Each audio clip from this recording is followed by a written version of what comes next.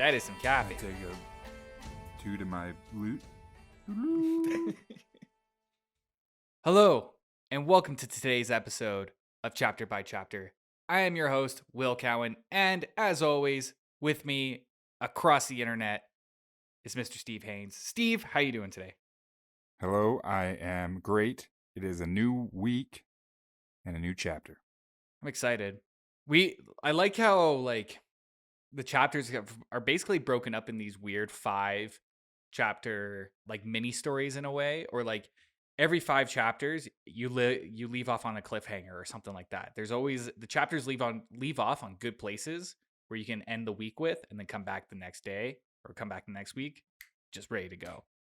Yeah, it's almost like a 5 or so chapter arc here and there, little story arcs that we've been lucky enough to sort of, like you said, have for each week, beginning and ending. Yeah, it's like Robert Jordan knew right from the beginning that we'd be doing. He wrote this for us. He did it for us. Wrote the whole book for us.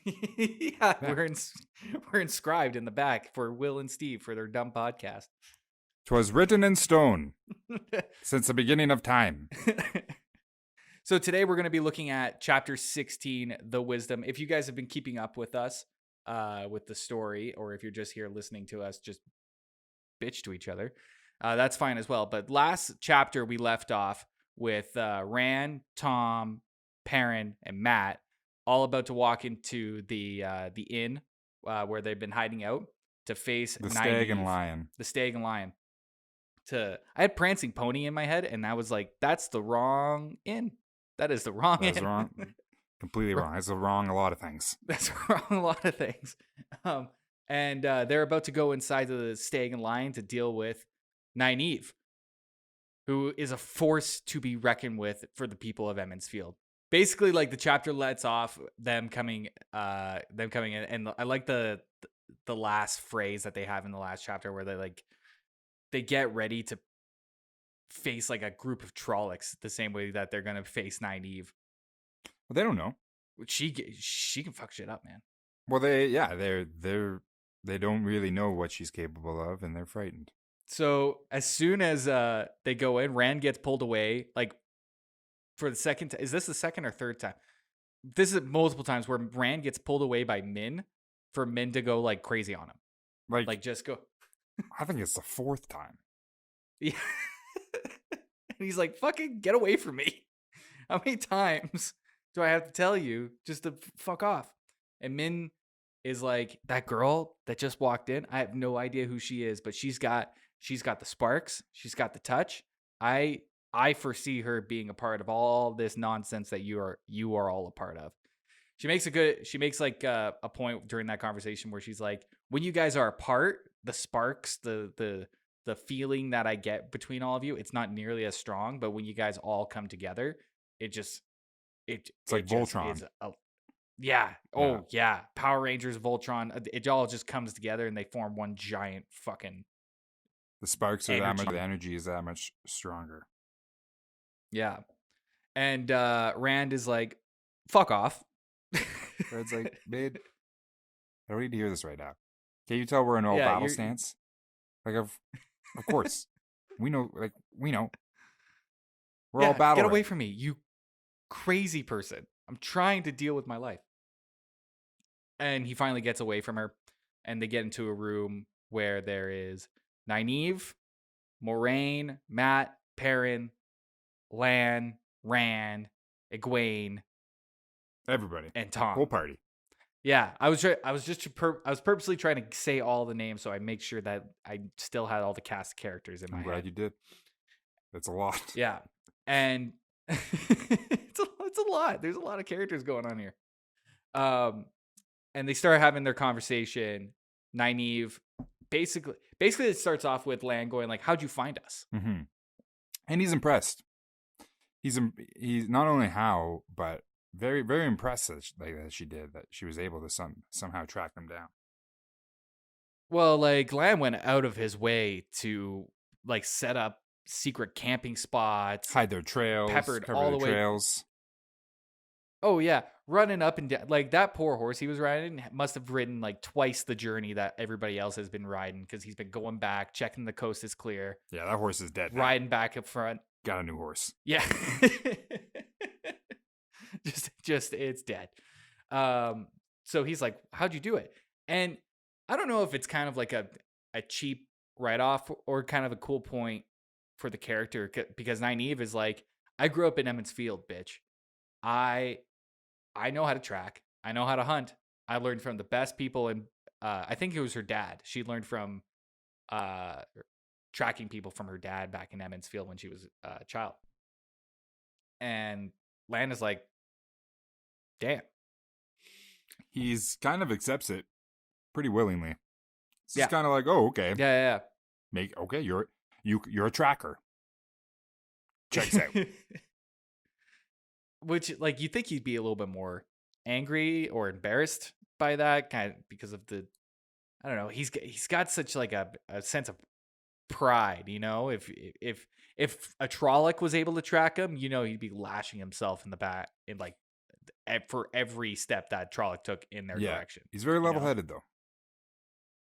Yeah, but Nynaeve not the same way. So he's like, okay, cool, and that's the end of that. And Nynaeve basically tells the group that she's been sent to bring all the Emmons Field kids back. So that's Egwene, Matt, Perrin, and Rand. And get them specifically to get them away from Moraine because they are just they do not trust Moraine. this Aes Sedai. Again, Aes Sedai are, you don't want anything to do with Aes Sedai. Yeah, you don't trust Aes Sedai. And throughout the conversation, Moraine is pretty much going like, can we talk in private? Can we please talk in private? Can we please talk in private?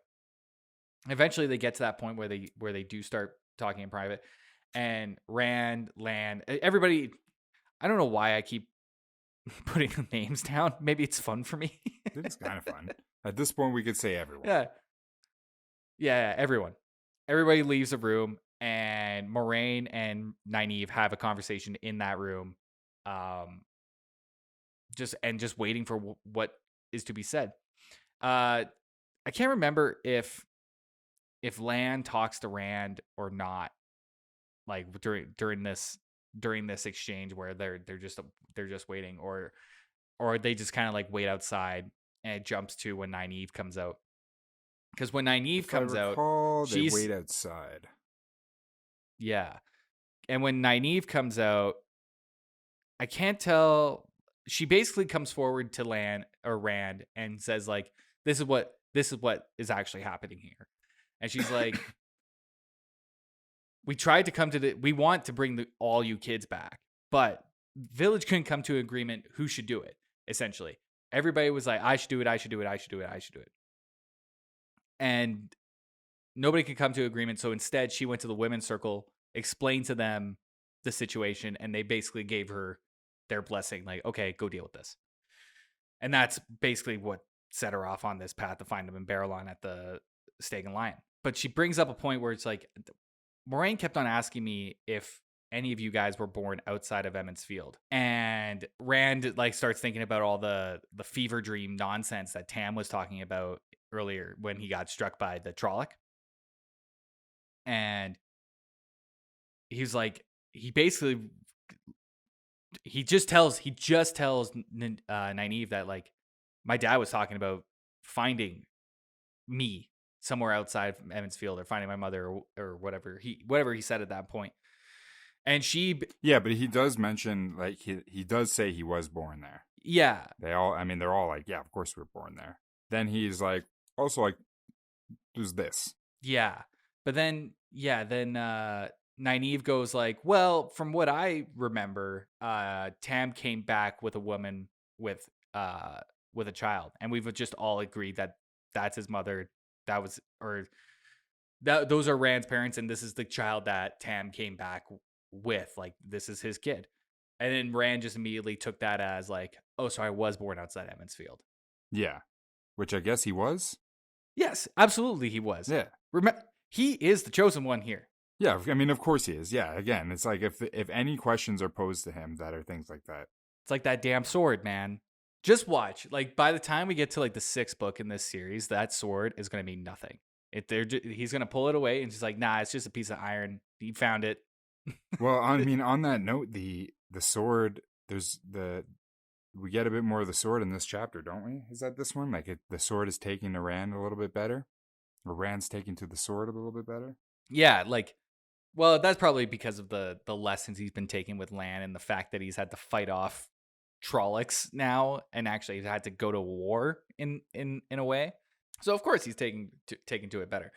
I'm trying to think of a good explanation, a good comparison with that, but I haven't done anything productive in my in my life, and you can't really like look better with a podcast on you. Want to see my podcast? No, definitely not. This hat that used to look a little weird on me now looks. I used to look really weird with hats, but eventually you break them in. Eventually, you just accept that you look weird, and it becomes part of your look. Start wearing some fancy colors. You know, you throw some, you get a little weird with it. That's it. And people start like, oh, you're owning it. Fine. And that's exactly what is going on here with Rand and his sword. So it's just kind of showing that like the progression that he's just getting stronger as a character. It's just a little character development. Little Soussan. Little Soussan. But that pretty much wraps up this entire chapter. It's not a very long podcast we have today because this is the extent of that chapter. Like 100%. It's just this conversation and kind of confirming that Rand is more than what he seems, which we've already known this kind of since, he obviously is. Yeah, but since like chapter 5 or something. He's probably a dragon or something. I don't know. He is a literal dragon. He's actually gonna like transform into the Benedict Cumberbatch version of Smaug, but not actual dragon. It's just gonna be him in all those like motion tracking dots. That's the dragon. I really am interested. Like, what does book 10 look like? Yeah, like that's the other thing that I'm trying to think of here. Like, there's got to be some serious diversions that are going on. Well, we are gonna let you know, and we're gonna find out slowly over the course of the next couple of years. But check back in tomorrow for chapter 17 of The Eye of the World. Thank you for listening.